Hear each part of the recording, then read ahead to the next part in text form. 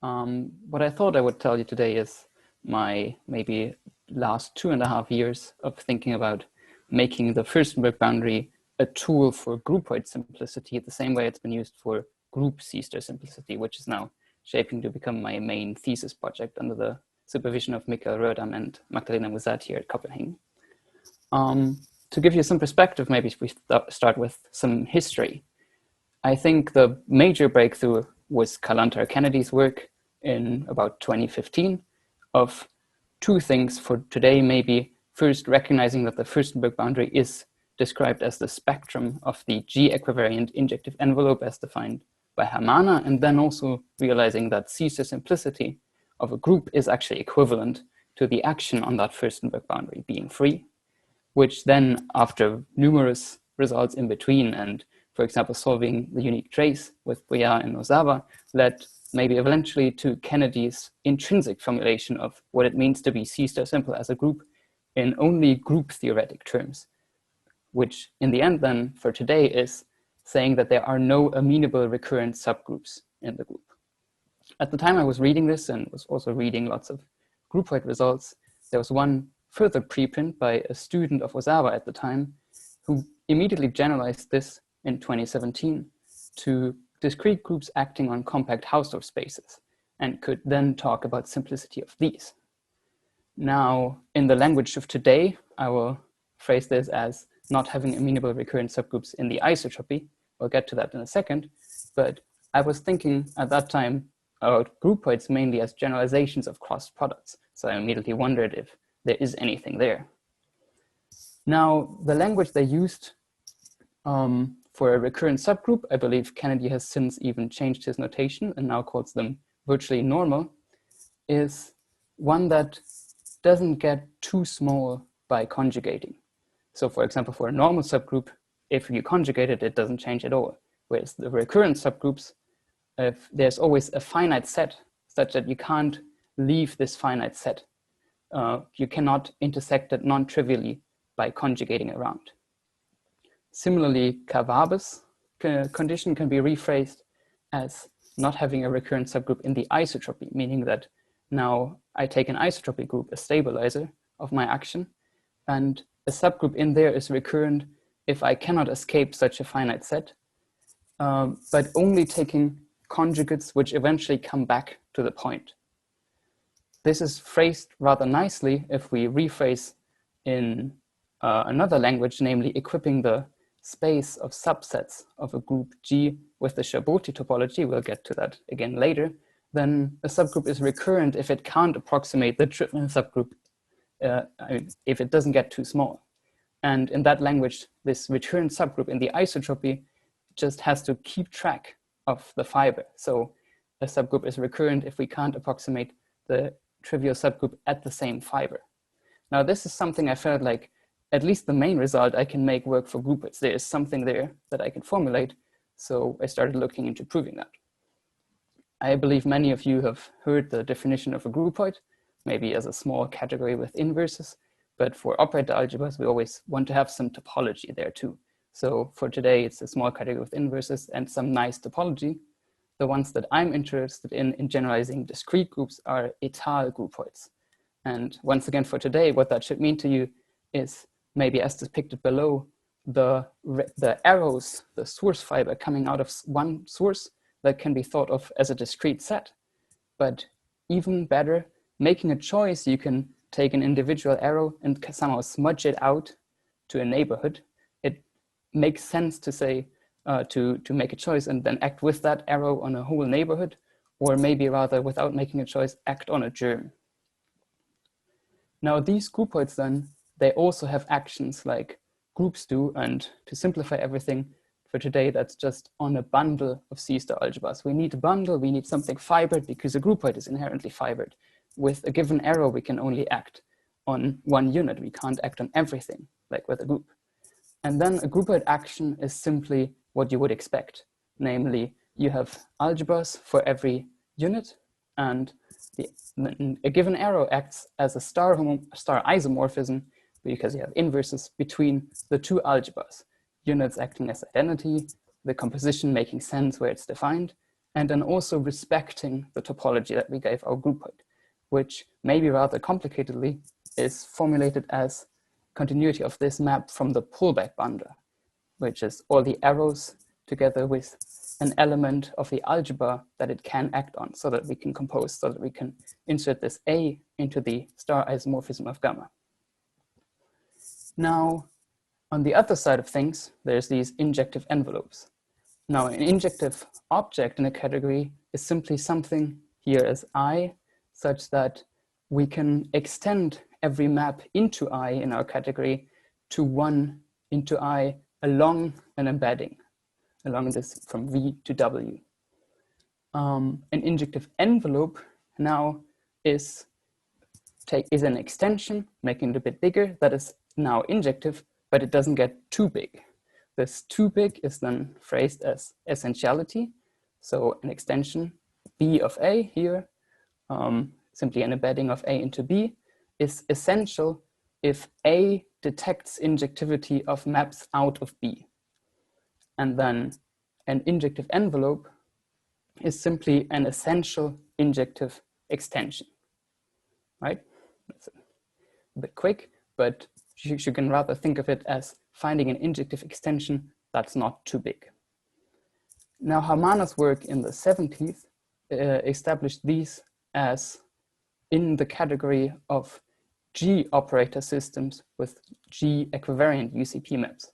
The classical picture is operator systems and UCP maps, but simply slapping a G in front of every term now, we have G equivariant injective envelopes, the construction of which is actually rather interesting, because that is what we need to model now to make the same thing work for a category of groupoid operator system with groupoid-equivariant UCP maps.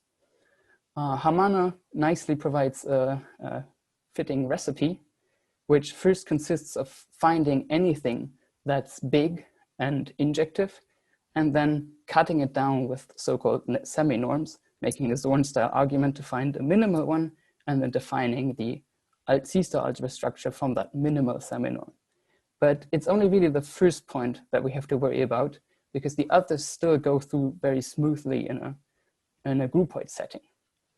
Now, how to build this big big groupoid injective algebra is best done by having the right frame of induction. There's other induction methods for groupoids, but the one that we need now is a right adjoint to forgetting the action.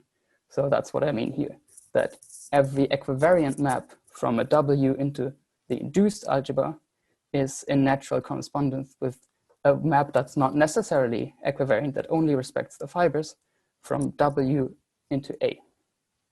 If we had that, then what we can do is, in the scheme below, we can simply take an injective algebra I in the common sense without any actions and induce it.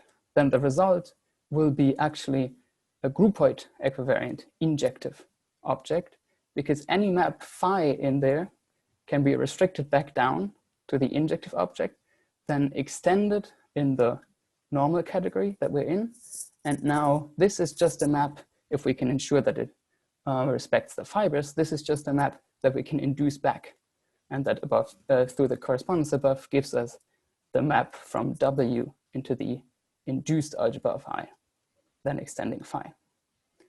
After some technical considerations, that object indeed exists and is rather similar to common or to known induction techniques for groupoids. Namely, it is simply the section algebra of bounded sections into that pullback bundle that we saw before.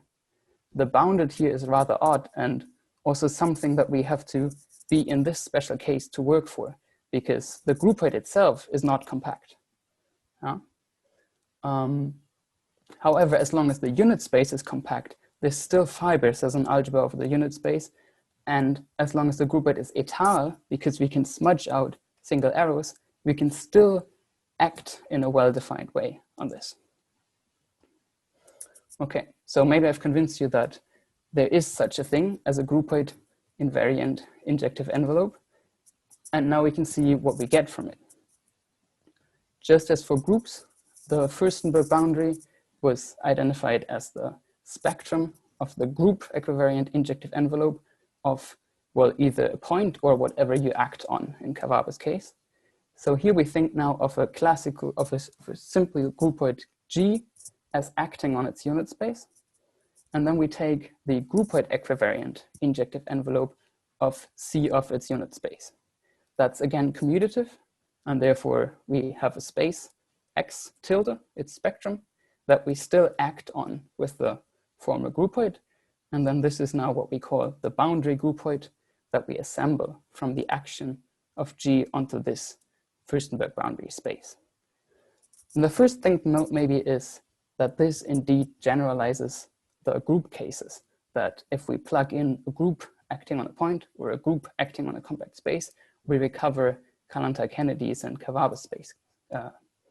And second, that it's still as nice as in the group case. For example, it is amenable in groupoid terms, which means that the topology has a basis of compact open sets, which, as you maybe can imagine, makes the analysis rather nice because you have a lot of smooth indicator or continuous indicator functions.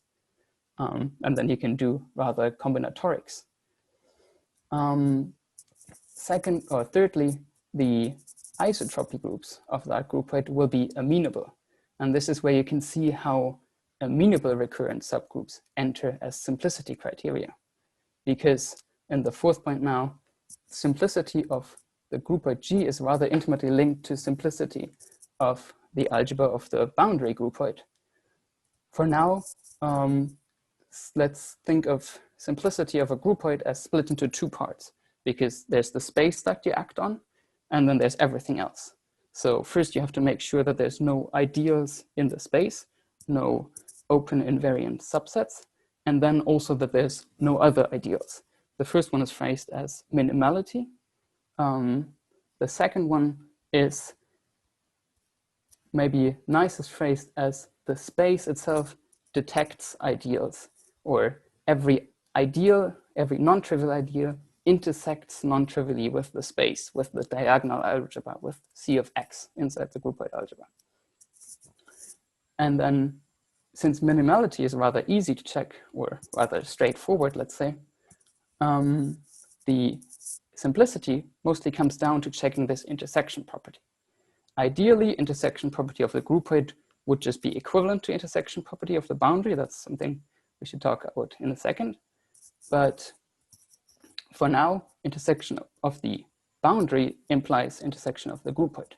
And therefore, we can recover at least a very nice criterion of C-star simplicity.